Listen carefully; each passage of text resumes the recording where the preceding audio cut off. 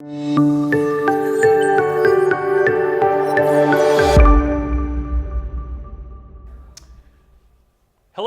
my name is Phil Sever. I am the principal partner at Sever Storey. We are an eminent domain law firm that represents landowners nationally and helps them with eminent domain issues. I'm here today with our income partner, Jordan Walker. And today we're going to talk about how much the eminent domain contractor doesn't care about your property and how much they're going to damage it and the things you can do to help prevent or actually get compensated for those damages. Preventing is difficult, but getting paid for those damages.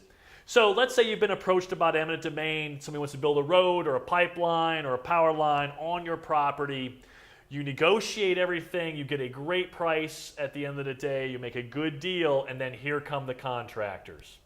Jordan, do the contractors care? Do the things that the right-of-way agent told you about how they're going to take care of your land and return it to condition that it was previously in, does the contractor get any of that information? Does he care about that? No, he doesn't. Not one bit. No. He or she does not care about your land.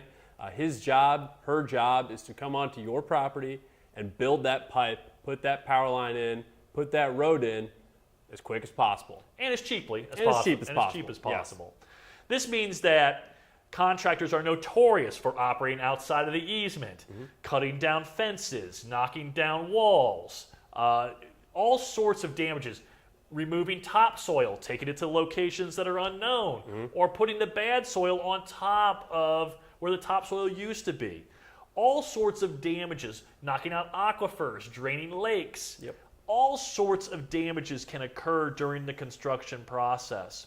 Jordan, is there any remedy for the landowner, or does the landowner just sort of have to take it at the end of the day? Well, the landowner does have a remedy if they choose to exercise it. And that's the first part, is exercising your right to recover for damages that have been sustained through construction and the construction processes. So what does our firm do when you've got a construction problem?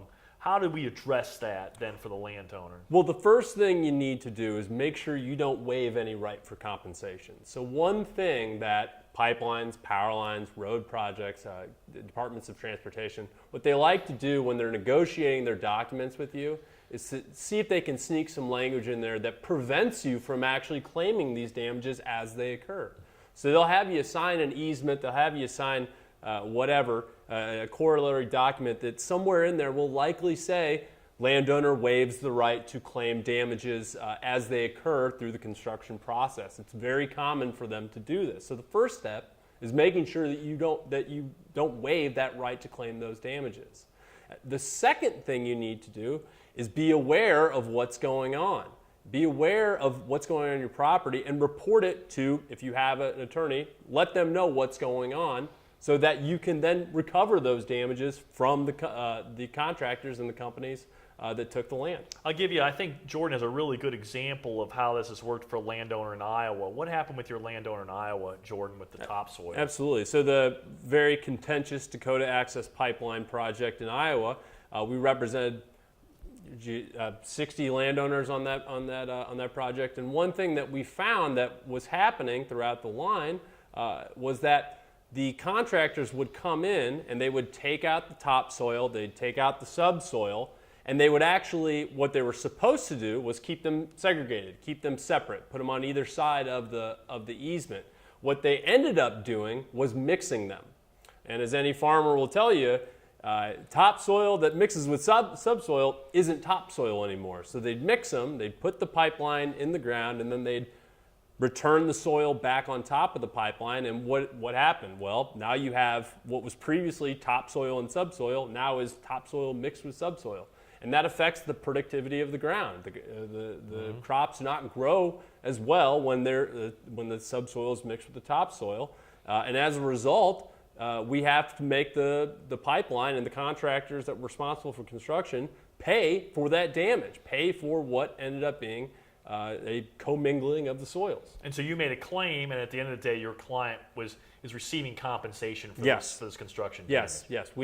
We maintained our representation of the landowner as we do through the construction process. The landowner informed me of what was going on in the mixing of the soils, sent photos and all that. and I contacted the pipeline, I contacted their attorneys, and we're going to get them compensated for it. Yeah, it reminds me also, I had a particular situation where we had a power line company come onto a piece of land, and as part of their survey process, removed Indian artifacts from our client's property and didn't even tell us for 3 years that they had taken the property.